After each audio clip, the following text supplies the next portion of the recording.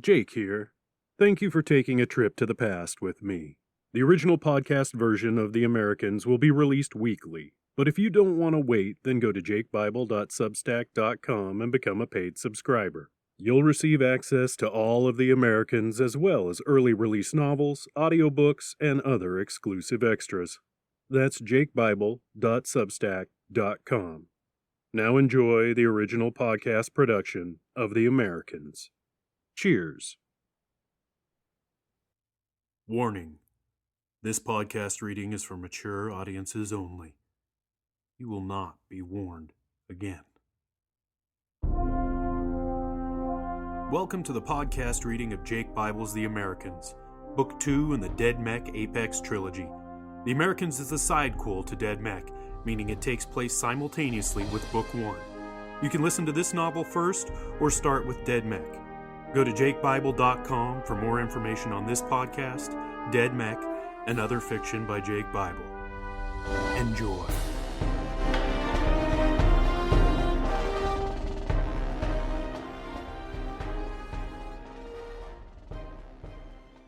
All right, welcome back to The Americans, y'all. Glad you can make it.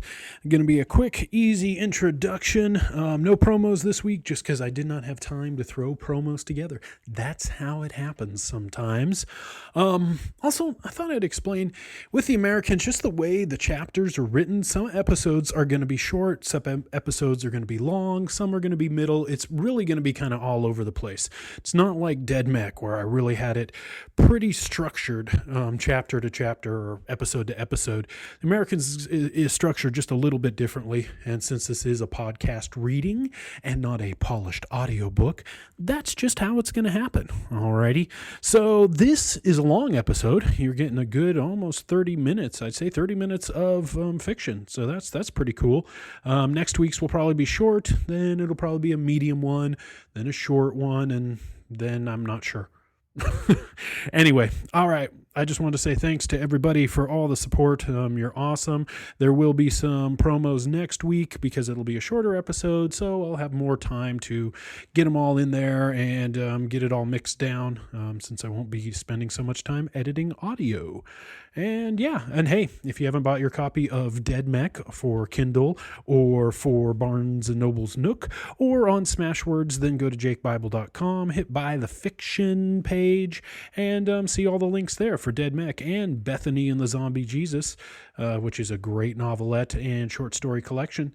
And yeah, all right. I hope everyone's doing well, and thanks again, y'all. You rock. Cheers. Chapter 10. Both Billy and Melissa could feel their presence before the sensors began to warn of their proximity. "Fucking spiders," Billy growled. "Those motherfucking LOM sons of bitches." Melissa dashed from the cabin, but seeing Heather peering out into the night water, she knew her aunt could feel them too. "How far away?" Heather asked, straining her senses to see if she could pick up anything. "They're pretty close, huh?" "We've got maybe 10 minutes at the most," Billy called from the cabin. "Hang on!" Heather and the girls barely had time to grab onto something before Billy pushed the throttle to full. "This thing better be as fast as you say it is," Heather shouted. "It is! Except I didn't think we'd be running from spiders," he shouted back. "I'm heading straight for the shore. We're only half a kilometer from the Netherlands coastline." Beth turned towards the direction the boat was heading and could see the twinkling lights from some small harbor. In a moment, they passed the first buoy. "Doesn't that mean the water is shallow?" she yelled, leaning inside the cabin. "What about the boat?" "Don't worry," Billy grinned. "I've flattened the hull. We're skimming right now." Heather grabbed a spotlight, shining it behind her, searching the water for signs of the spiders. "If they come from below, we're fucked." "Great. This is just fucking great," Melissa complained. "Just toss the case overboard. That's what they want, right? It'll save us all." Heather reared on her niece. "This is why I haven't activated you," she shouted. "I have a mission, and I will complete that mission. Until you understand the importance of that, you'll never be an active ghost." Heather thought she saw something cutting through the wake. "There! They're almost on us, Billy!" "We're at full throttle already!" Billy watched the harbor get closer. He could see several docks they could pull up to, but the time it would take to keep from crashing was time they didn't have. His eyes found a small beach straight ahead. We're going to have to do a rolling tumble. Shit, Heather cursed under her breath. Fine.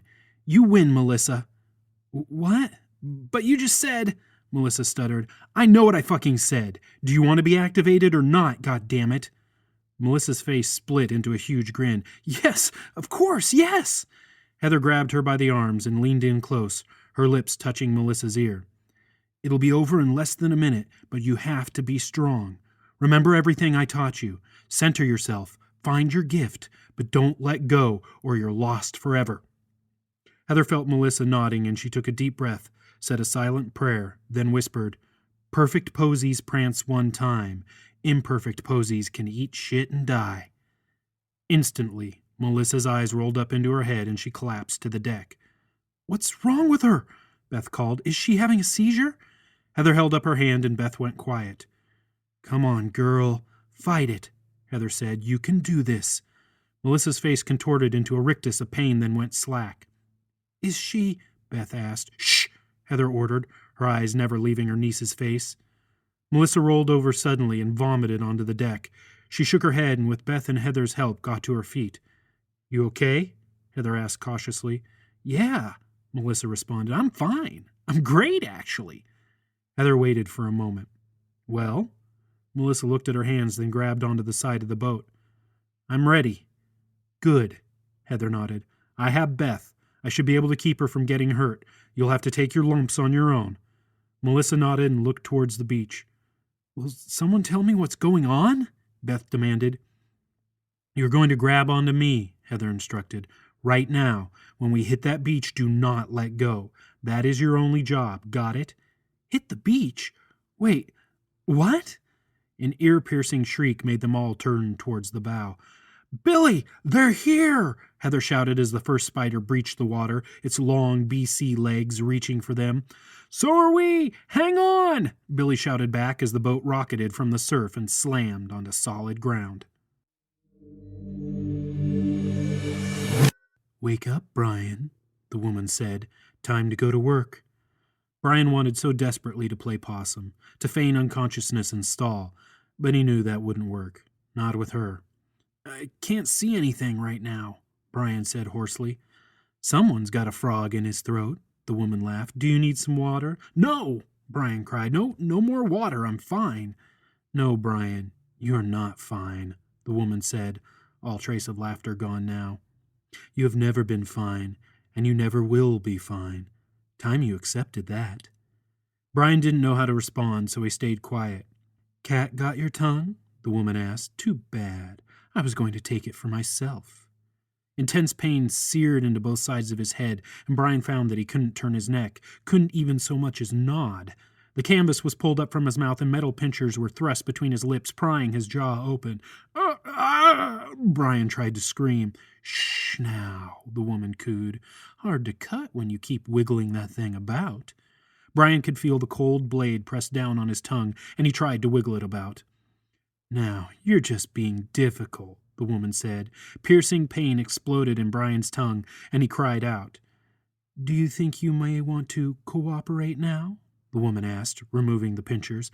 As long as you talk, you keep your tongue. As soon as you have nothing left to say, you lose it. Fine, Brian yelled. Fine, I'll try to see something. Try hard, Brian, the woman said. Try very hard. Beth's world exploded. She felt Heather grab her, and she did the same, clutching to the woman as if her life depended on it, which it did. She could hear Billy yelling and Heather shouting back as everything spun about her. Then she hit and couldn't breathe. Brian groaned. What is it? The woman asked. I don't know, Brian said weakly. There were lights, then it all spun away. Now nothing. Brian felt the woman's hands pressing on his head. Nothing isn't good, Brian. Try harder. Get up, Heather shouted, pulling Beth to her feet. Get behind me. There's 3 of them, Billy called out from further down the beach. Leave her, Heather. We need weapons. Weapons? What good will they do against spiders? Melissa shouted, new knowledge streaming into her consciousness. Everything she had learned over the years, had been trained for, was now at her disposal. But all the knowledge in the world couldn't take away the fear. She winced as she put pressure on her right ankle, but knew now wasn't the time to be weak. "They're gonna rip us apart!" The bit of lamp light illuminating the harbor reflected off the bodies of 3 biochrome monstrosities. Each had a solid body, approximately twice the size of an adult coffin, long and smooth, with 8 multi-jointed legs positioned symmetrically about the body, each ending in 4 articulated claw-like digits. Heather dashed to the wreckage of the boat, grabbing whatever BC she could, and began to fashion something, anything that could be used for defense. "What are those machines?" Beth shouted, staying close to Heather. "They aren't machines," Heather responded. "There are people in those things. At least they used to be people." "Jesus, how do we go through life not hearing stuff like this?" Beth yelled. "Because you do as you're told and don't stray from the path," Heather said. "Good thing, too. Spiders are for extermination only. Wholesale extermination. They destroy entire towns in hours. They are supposedly unstoppable." Heather tossed a long pole with 2 small hooks on the end to Beth, keeping one for herself. "But unstoppable is my specialty." "It's dark again," Brian stated. "There's some light, like from torches maybe, but it's hard to see." "Try harder," the woman growled. "I am!" Brian exclaimed. He concentrated on the images flashing before him. He thought he saw water, and he could hear shouting and a smell. Of course, it wasn't really a smell, but that was how he interpreted it. "Spiders?" "What did you say?" the woman asked, true concern in her voice. "What did you just say, Brian?" "Spiders," he answered. "I think there are spiders close. Real close." Beth felt the dizziness come on quickly. She thought maybe she had hit her head when they jumped from the boat, which she did, but now she knew the dizziness wasn't from hitting her head. It was inside her head. "You okay?" Heather yelled, catching her as she stumbled slightly. "What's wrong?" Beth shook her head. "I don't know. My head hurts." "No time for headaches, freak!" Melissa shouted over at her as Heather tossed her a hooked spear. "Not unless you want to be spider food." Beth stumbled again and this time fell to one knee. Heather yanked at her arm, bringing her back to her feet. "Get down behind the wreckage. Stay put," Heather yelled. I can't," Beth gasped, her head pounding, her chest hitching. "I can't think. I'm not me." She fell to the beach, her stomach lurching. "I'm hurting her," Brian yelled. "She can't move." "You can't hurt her," the woman shouted. "Only help her." The slap came hard and swift, and Brian's head rocked back, his mind's eye clearing a bit. "Help her, goddammit," the woman screamed. "Help her, Brian." "I've got her. You and Mel take out those spiders," Billy shouted. "I'm useless in combat anyway." Lifting her under the arms, Billy pulled Beth across the rough beach of coarse sand and broken shells over to the wreckage of the boat. He plopped her down, shielding her body as much as possible as he looked at the BC before him, trying to work out what he could create to help the fight. Okay, he mumbled. You can do this, Billy. You can do this." He reached in his pocket for more scabs, needing another fix, hoping to clear away the stress, but his hand came away empty. Shit, fuck! Brian's head rocked back again from another slap, then another, and another. "Stop!" he screamed. "Stop it!" "Then help her or you die!" the woman shouted, gripping Brian's head in her hands, squeezing until he thought his cheekbones would crack. "You're a ghost, for fuck's sake! Help her or we both die!" Brian couldn't comprehend that last statement. He couldn't grasp the context or meaning, but something in the statement rang true anyway, and he focused his will on the other person, on the girl whose eyes he was seeing through. "I'm a ghost, for fuck's sake," he thought. A spider reared up on its back legs, towering over the boat wreckage, its front 4 claws wide and reaching for Billy and Beth. Billy pulled Beth closer to him, wrapping her in his arms, pressing her to his chest. "Don't look." "No!" she yelled, shoving him away. Billy fell back onto his haunches, his eyes torn between the spider and Beth, whose eyes blazed with fury and determination. "I'm a ghost, for fuck's sake!" she screamed, getting to her feet, holding her left hand down and back, her fingers flexing and releasing as she started to circle to the right. The spider watched Beth, although it had no eyes to speak of, following her movements. "Beth?" Billy whispered, but his attention was drawn away as the beach began to brighten. Billy feared to look away from the BC beasts, but he couldn't help a quick glance as he saw first the wreckage, then any BC within 50 feet of Beth begin to glow. A second spider pushed past the first, its attention fully on Billy. "No!" Beth shouted, her right hand now coming down and back also, flexing, releasing, her body now in perfect symmetry. "He's not for you!" "Tell me what you see, Brian," the woman demanded. "Tell me how you are helping her." "I see spiders," Brian stammered. "On a beach? I see a man. He's on the ground. Something about him. A ghost? No, not anymore. Well, maybe. How do I know this?" "Doesn't matter," the woman said. "Concentrate on the spiders. The man is of no consequence right now." "The spiders," Brian trailed off. The woman slapped him again, hard. "Focus!" Okay, Brian said.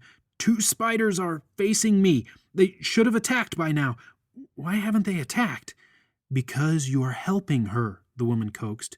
"Because you can stop them." "Right, because I'm a ghost, for fuck's sake," Brian yelled. "Yes," the woman agreed. "Yes, you are a ghost. Help her."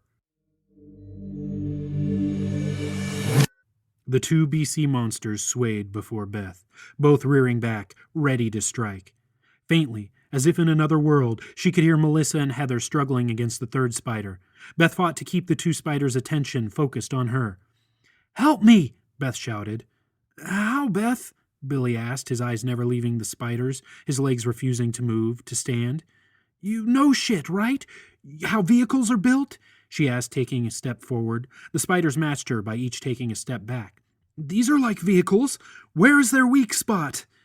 Billy didn't have to think. He knew the answer immediately. "I don't know, Beth. I've never seen the schematics for a spider. That tech is kept under lock and key." Beth squared her shoulders. "There has to be something."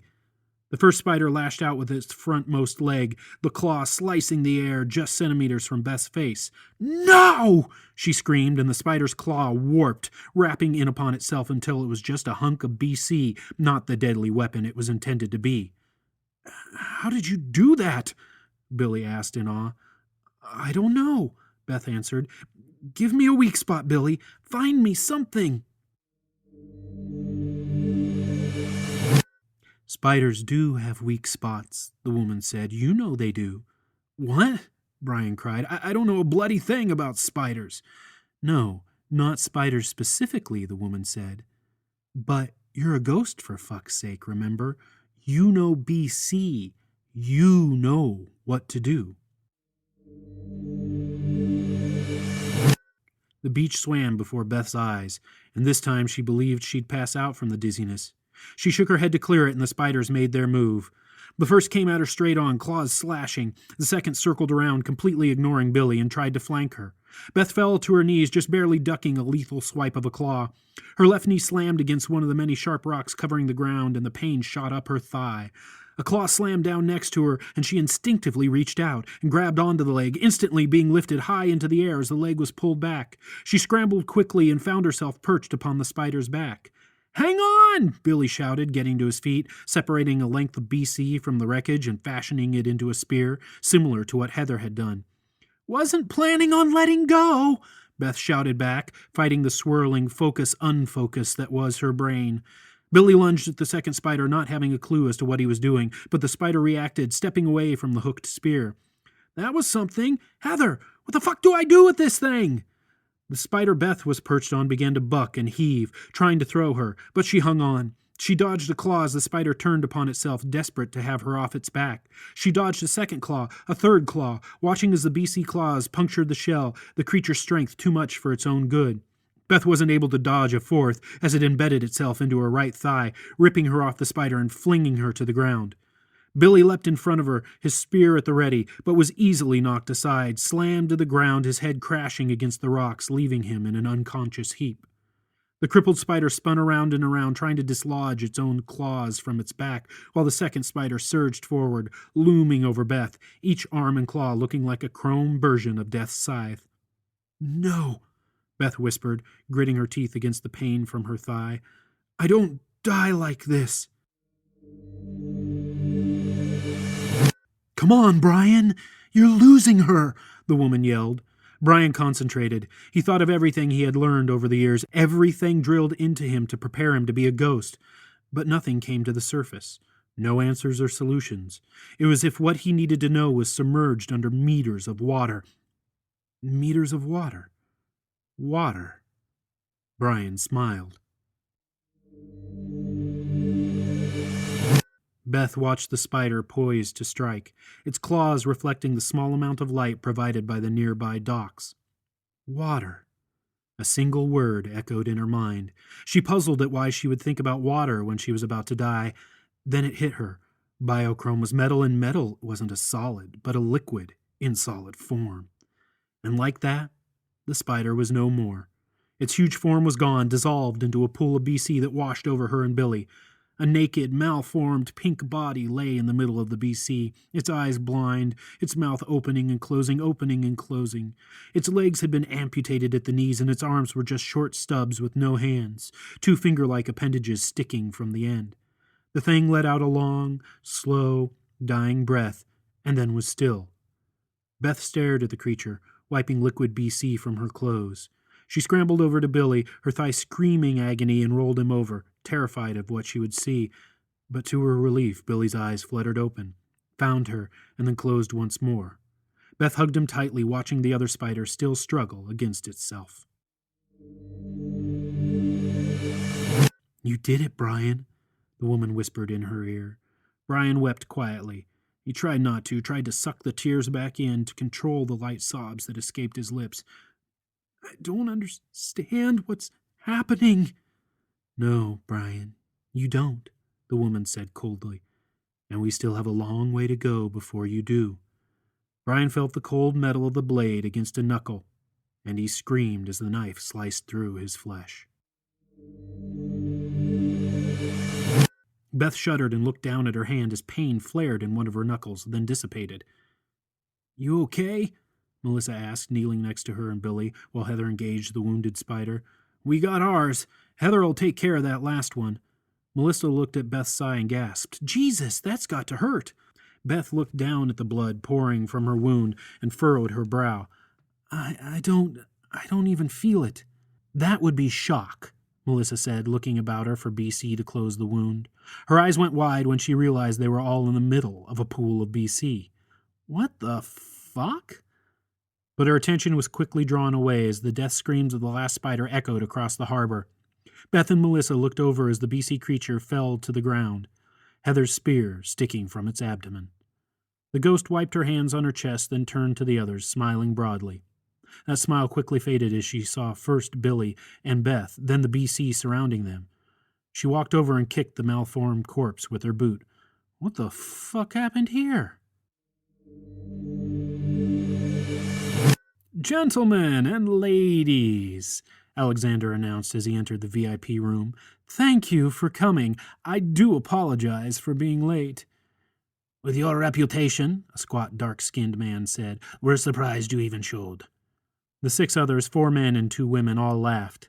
Alexander grinned and slapped the squat man on the shoulder. "Fair enough, Timon, fair enough, but if we are going on reputation, then you all know I have capabilities to make, things happen."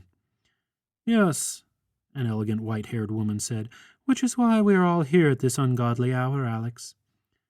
"That is your highness or my lord to you," Sasha scolded, ushering the waitresses out of the room as soon as they finished setting the guest's third drink order before them. He shut the double doors behind him as he nodded to the prince. "All swept and clear. You may all speak freely. I have alerted security that the meeting is in progress and you are not to be disturbed. Your highness." Alexander gave Sasha a wink and turned back to his audience. "Yes, the hour is late, so let's get to the point." The lights dimmed and a hollow of a bright blue sky was projected into the middle of the room. "Flight. It's outlawed and punishable by death or by banishment into the dead zone. Over the centuries, we have been given many reasons why: atmospheric chaos, military concerns, American regulation, lack of decent technology. The LOM nor the Americans have ever given the public a solid reason other than, "we say so." But there is one thing we all know, and that is the law is rigorously enforced. "Then why bring it up?" a middle-aged Brit asked, his mouth smiling but his eyes cold. "Any aircraft would be shot down within seconds of attaining altitude above the legal hover ceiling. You're wasting our time." The prince laughed and poured himself a drink. "Anyone care for something?" They all glared. "Oh, yes, you have yours. Very well, Julian. Last week I would have agreed with you, but this week—" The hollow changed perspectives to a grand estate. The image circled a great old castle 3 times, and then came in close and settled before the main entrance on the large gravel drive. "That's Wiltshire Downs!" the Brit exclaimed. "How did you do that? Satellite images combined with crane work?" "Please, Julian, you're being dense," Alex grinned. The image switched immediately to a waving Prince Alexander, standing in the empty drive. With a flourish of his hands, the air behind him shimmered, then was filled with a large aircraft. The sun glinted off the reflective biochrome. Everyone in the room gasped. "That has to be a fake," Timon said. "Special effects about any 10-year-old could do." "Which is why I've prepared a demonstration." Alex's grin grew wider, and he downed his drink in one gulp. "If you'll follow me to the roof, I'll show you all that it is very real. You may leave your drinks. Refreshments will be provided on board." "On board?" Julian asked. Alex didn't answer, only smiled. Sirens could be heard in the distance, and Heather yanked Billy to his feet, giving him a good, hard slap. "Wake up, scabhead! We gotta go!" Billy staggered a bit, then found his balance, his hand going to his cheek. "Did you really need to do that?" "Want another?" Heather glared. "Great job protecting her." Heather knelt next to Melissa and Beth, admiring the BC stitchwork. "You're learning fast," Heather smiled at Mel. "Thanks. It's all still a little fuzzy, but the skills are coming together," Melissa responded, helping Beth to her feet, putting the wounded girl's arm around her shoulders. "Couple more hours and we should know what special skill set I have." "I look forward to finding out," Heather nodded. "But for now, we need to get the fuck off this beach." "How far do you think we are from Amsterdam?" Beth whispered. "Billy?" Heather asked, glancing at the still groggy junkie. Not sure," Billy said, shaking his head. "I'm guessing just a few kilometers. Get me somewhere where I can focus, and I'll make us a hydro skiff so that we can take the canals." "There's nothing here, Alexander," Timon growled as the group stepped onto the nightclub's roof. Sasha cleared his throat, and Timon rolled his eyes. "Your Highness." Alex smiled and snapped his fingers. "Mr. Styles?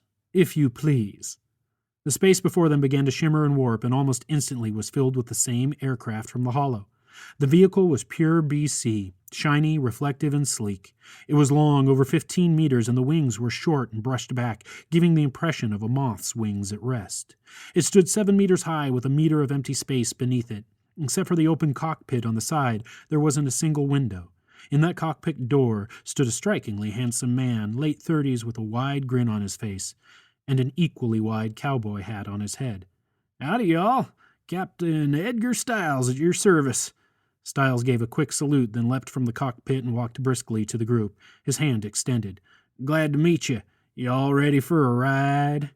The group looked from Alex to each other, stunned. "Is this guy for real?" Timon asked.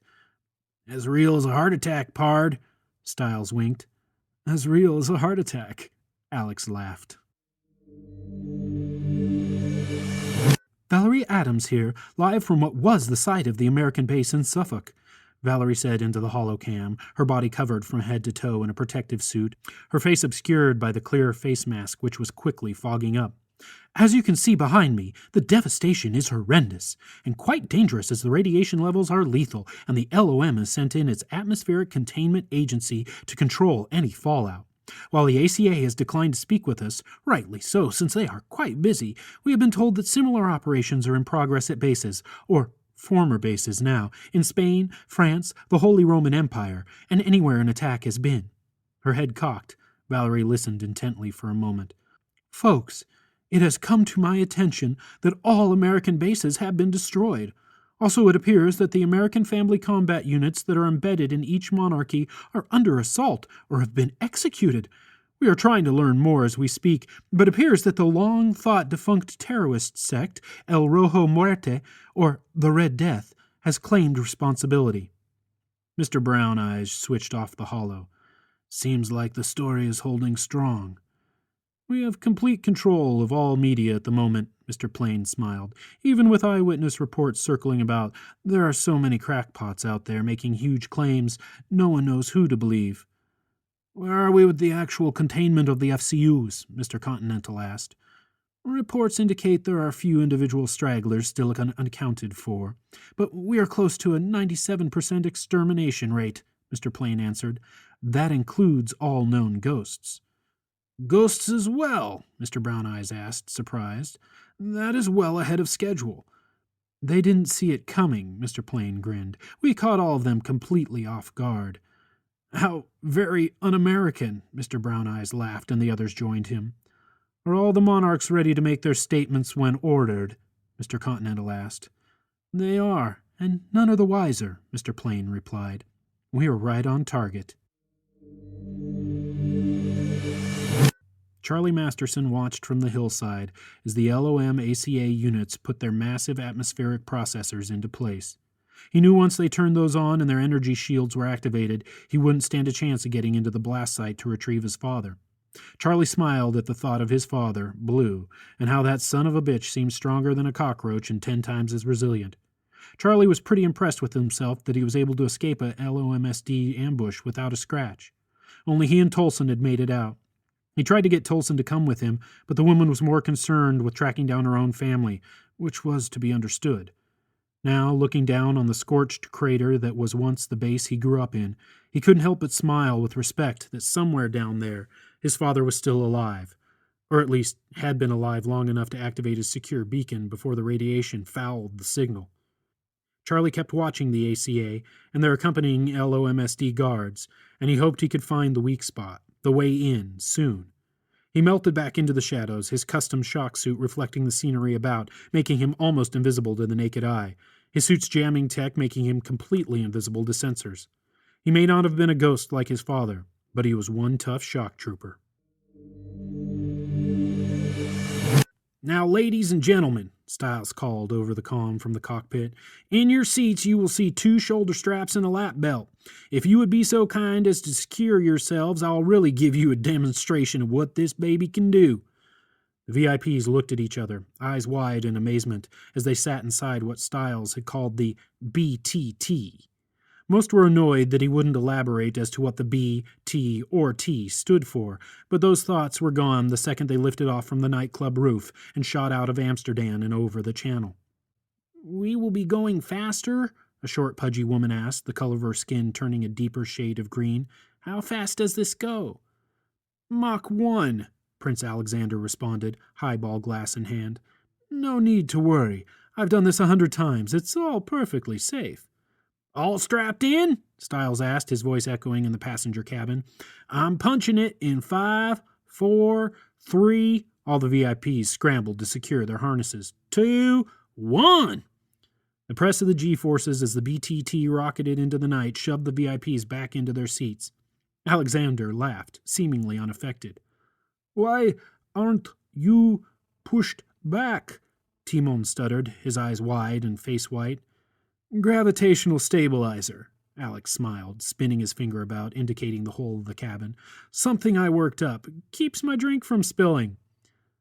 Why isn't it working on us? The pudgy woman asked. Oh, your harnesses counter the effect, Alex responded, sipping casually from his drink.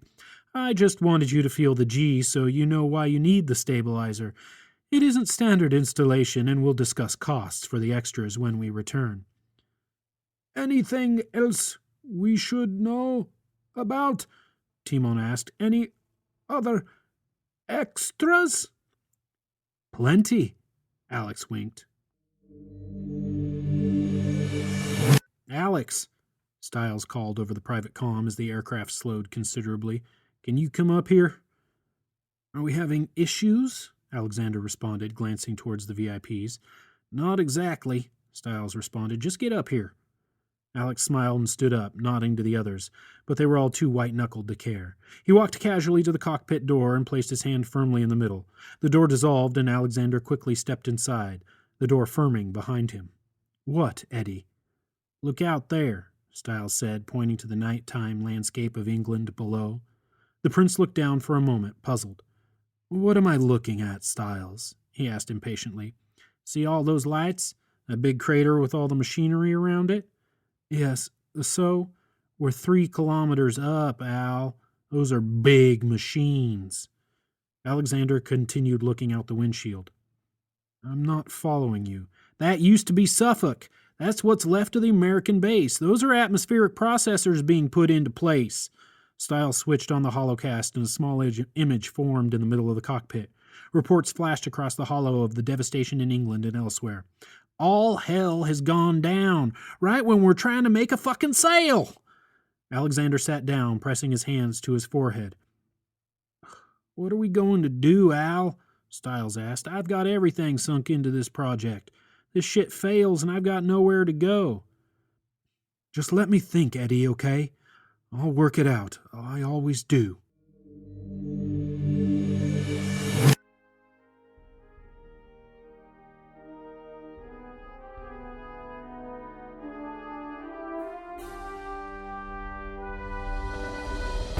You've been listening to the podcast reading of Jake Bible's The Americans.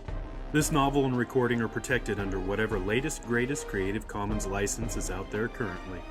Share this all you want. Just don't even try to make a buck off it without the express permission of the author, me. I hope you enjoyed this episode. For more information, please go to jakebible.com. Thanks for listening. Cheers. Thank you for listening to this episode of the re-release of the original podcast production of The Americans. Don't want to wait each week for a new episode? Go to jakebible.substack.com and become a paid subscriber. Want more audiobooks? Go to jakebible.com for info and access to dozens of Jake Bible fiction audiobooks and ebooks. Cheers.